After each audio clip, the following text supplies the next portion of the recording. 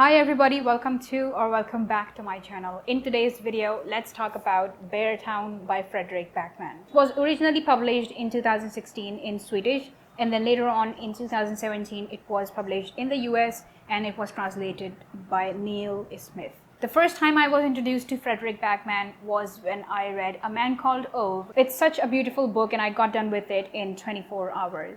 Now this time around, while reading Beartown, I went into it with sort of a prejudice of assuming that it was sort of on the lines of A Man Called Ove. But just a heads up, please don't compare A Man Called Ove with Beartown because they both are so different. The story is obviously different, but at the same time, the entire premise of the story and also the tone the author has used is completely different. While at the one hand, A Man Called Ove is really fun and enjoyable and like a really easy kind of book, you read it and you feel good while reading it. So it's kind of like a feel-good book. But on the other hand, Beartown just makes you think about so many evils of the society. Beartown is located in a really isolated place in a forest. There is extreme kind of winter pretty much the entire year except for a couple of months, just my kind of weather. There is this one thing that the town absolutely loves, and that is hockey. They literally think and breathe hockey all the time. At the beginning of the book, they are going through a really rough patch of not being able to win, and then sponsors moving out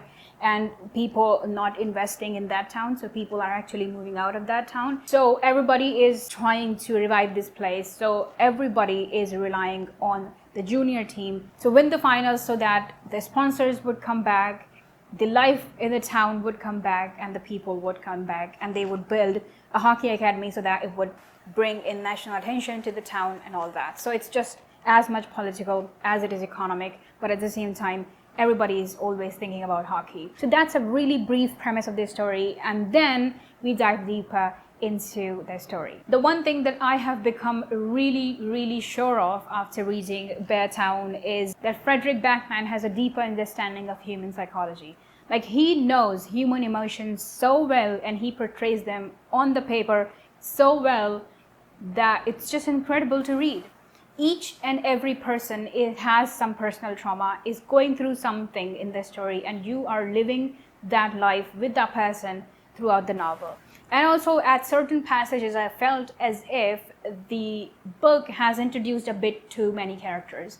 Like, we are halfway into the book and we are still getting introduced to so many new characters. And I thought, that isn't this excessive? What is the point of introducing these characters? But at the end of it all, you kind of realize and you sort of see it happening as each and every character, each and every person in this town has a role to play, and it is such an endearing thing to read. I have read novels where the author has introduced too many characters and then the character sort of dissolves in the middle of the novel and you don't know where they went or what was their purpose. But here, each and every person is playing a role. One more thing that struck me was the fact that the author has given the theme of the story at the very beginning.